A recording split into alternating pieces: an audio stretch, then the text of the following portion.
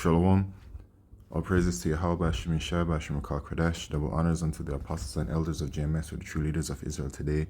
And salutations to all the Akim who do this work in truth and sincerity, who risking their lives and their freedoms to do so, as well as the scattered Israelites who come looking like the heathen, but are not, by way of their forefathers' seeds, who are Israelite men.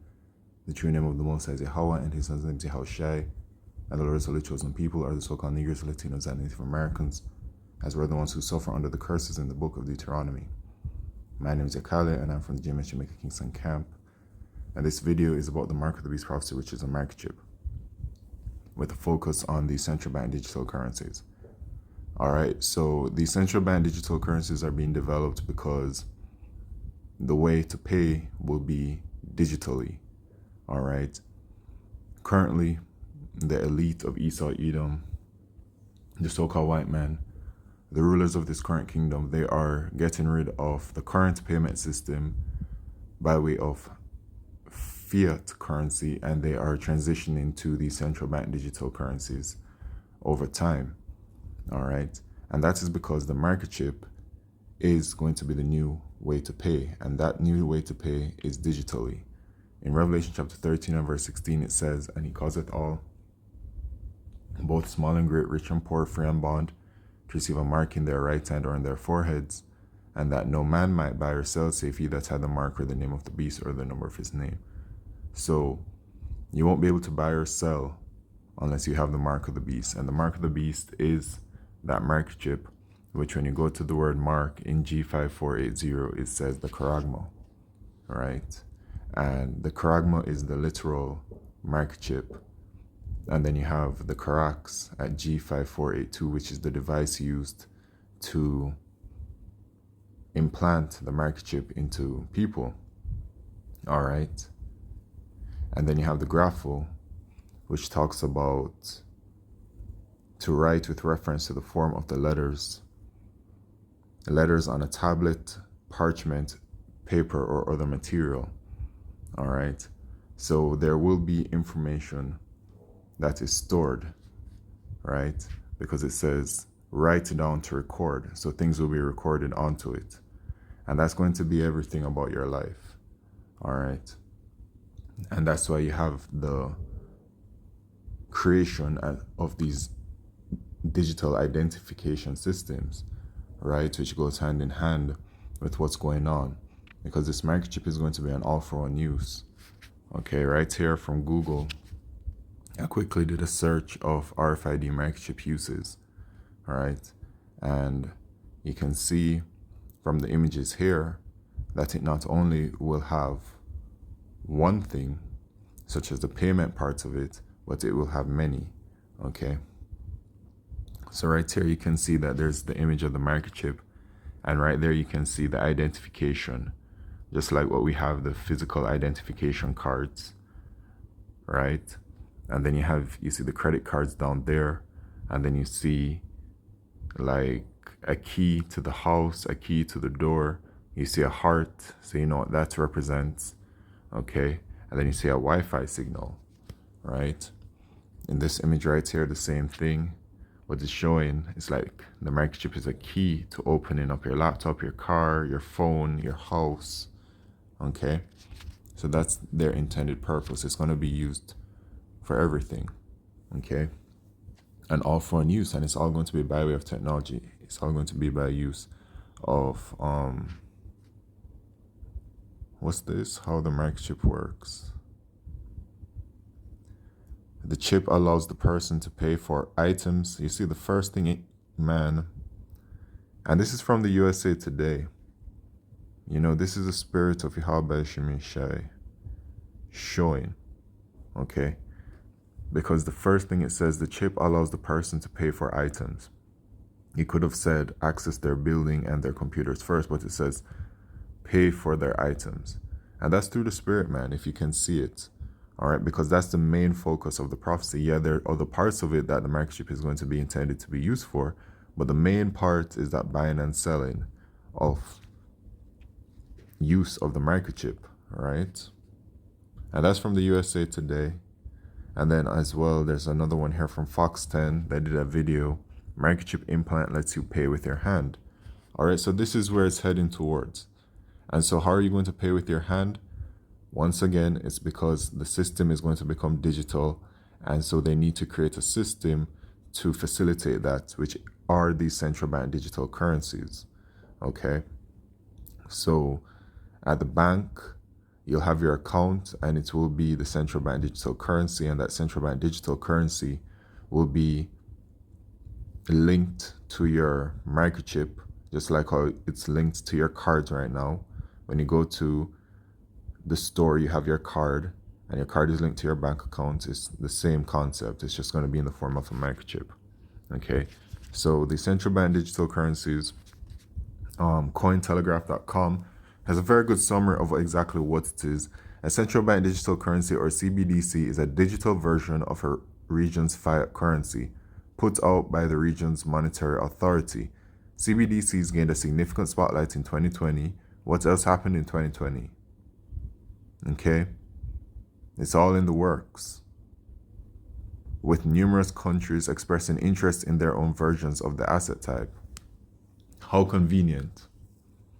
Some countries push faster than others toward their own native digital currency. China, for example, moved quickly toward the prospect of its own CBDC called the digital yuan.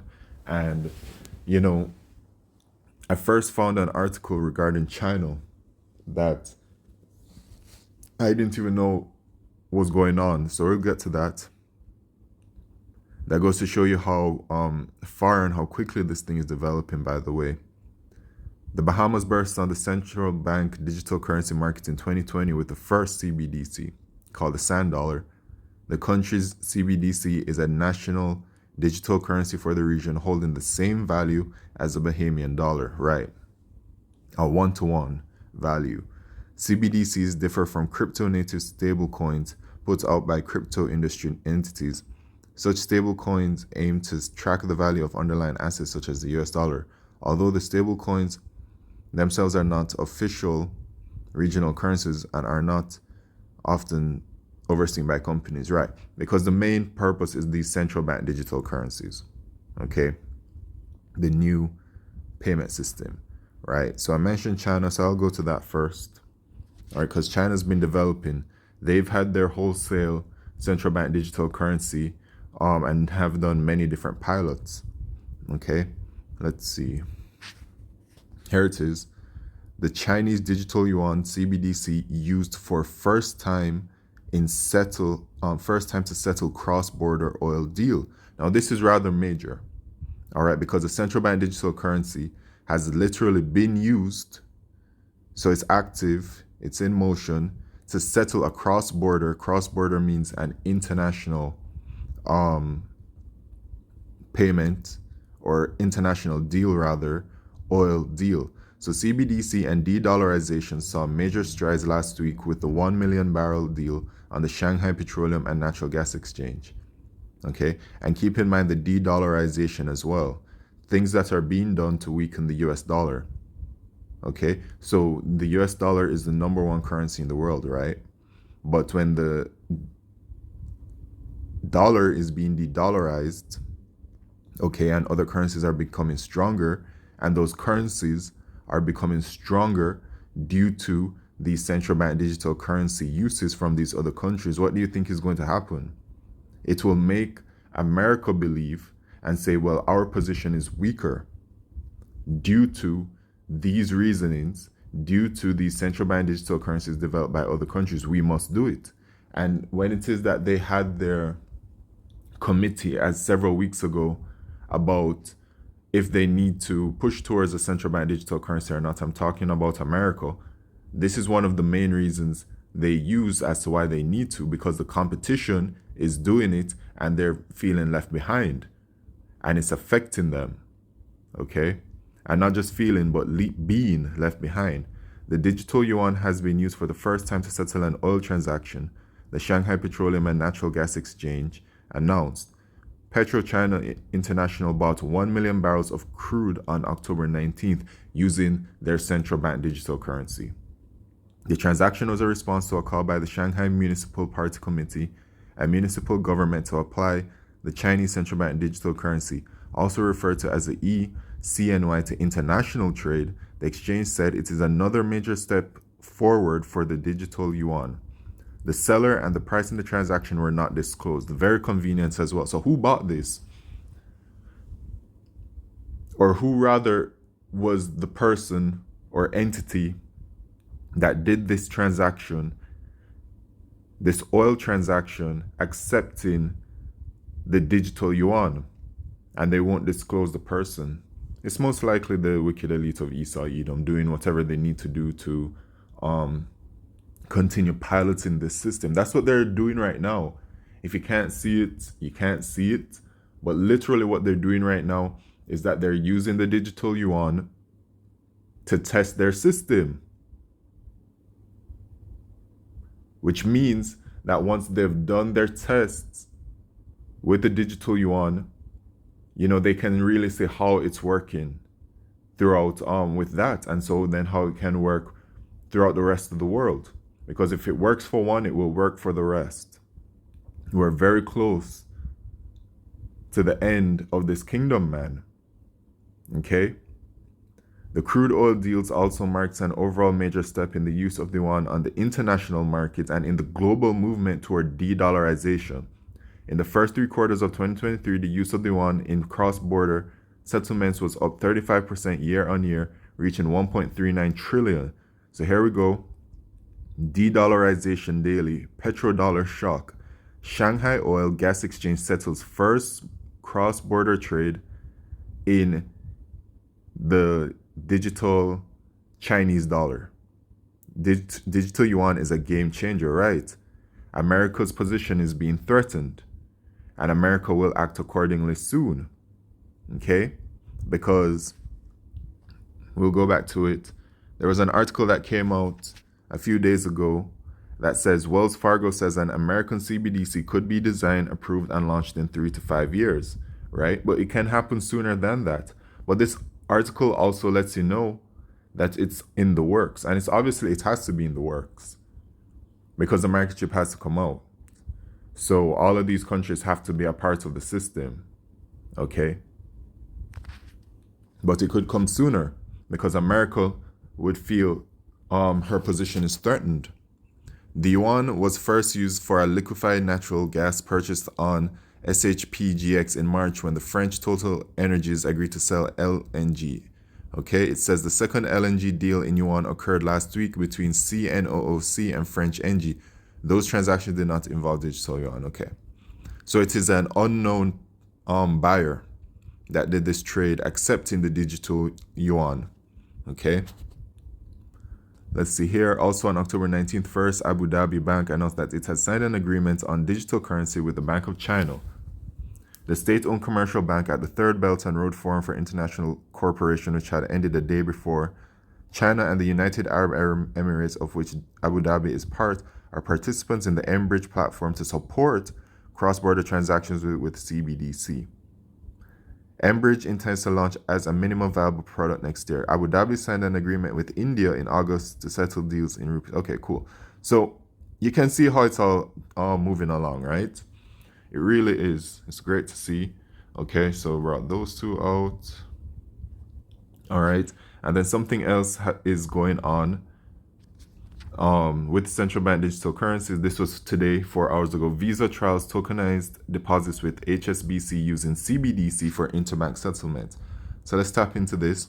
As part of Hong Kong central bank digital currency trials, Visa worked with HSBC and HSBC-owned Hang Seng Bank on tokenized deposit trials. While bank-to-bank payments use tokenized commercial bank money, the hypothetical EHKD CBDC was used for the interbank settlement of the deposit tokens. Hold on. Okay.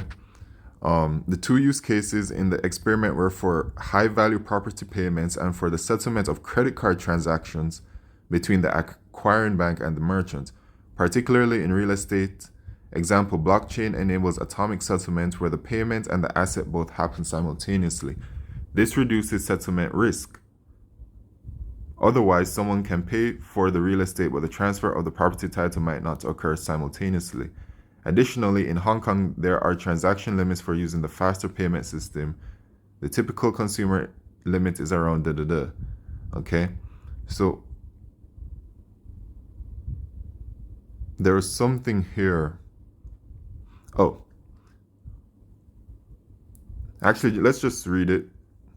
Um, how tokenized deposits work. With stablecoins, the tokens are typically minted and then used in numerous transactions. Eventually, they might be burned and converted back to conventional money.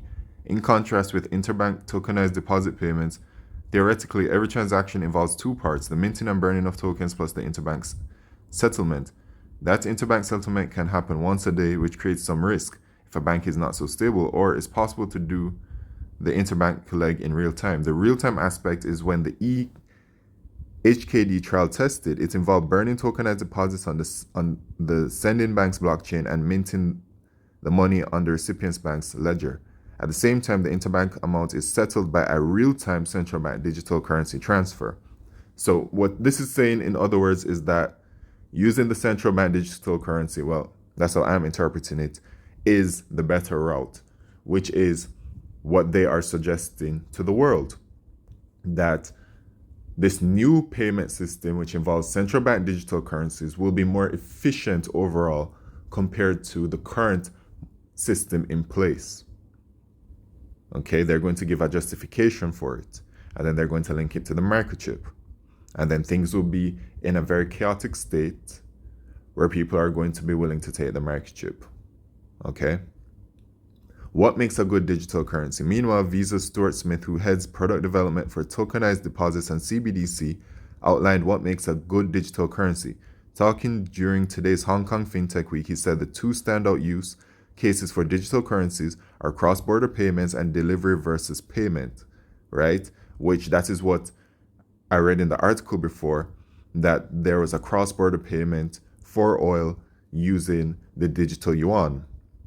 With delivery versus payment, financial transactions are settled by exchanging the assets and the money simultaneously.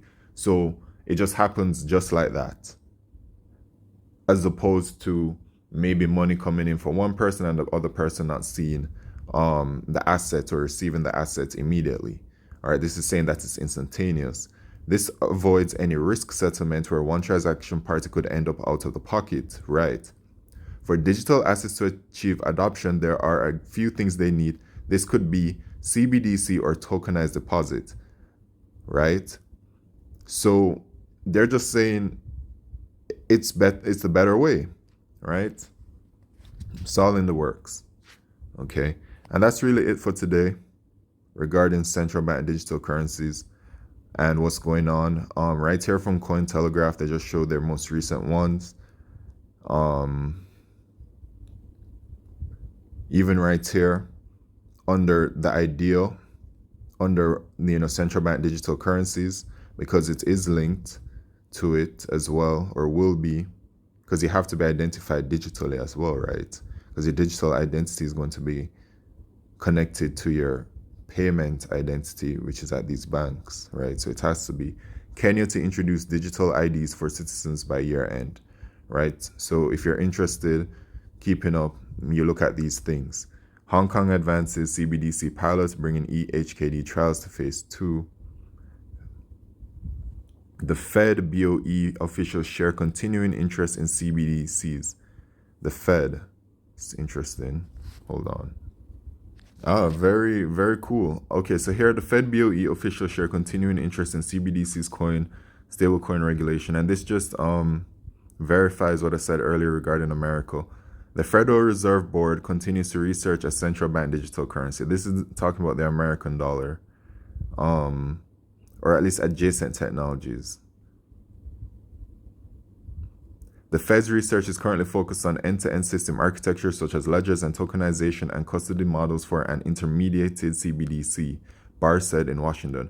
Barr repeated the Fed mantra of no digital dollar without a congressional mandate, but added that learning from both domestic and international experimentation can aid decision makers in understanding how we can best support reasonable innovation. Okay. So they're looking at it because it's all in the works, man. It's all in the works and it's all in due time, right? That this will happen, because it's not something that won't happen. It is something that shall happen. and we are in these days. As it says in the book of Habakkuk chapter 2 verse 3, for the vision is yet for an appointed time, but at the end it shall speak and not lie. Though it tarry, wait for it, it will surely come, it will not tarry. Right? And the Lord said in the book of Isaiah chapter 55 and verse 11, so shall my word be that goeth forth out of my mouth. It shall not return unto me void, but it shall accomplish that which I please, and it shall prosper in the thing whereto I sent it. And so that's regarding these prophecies, and all these prophecies shall come to pass specifically.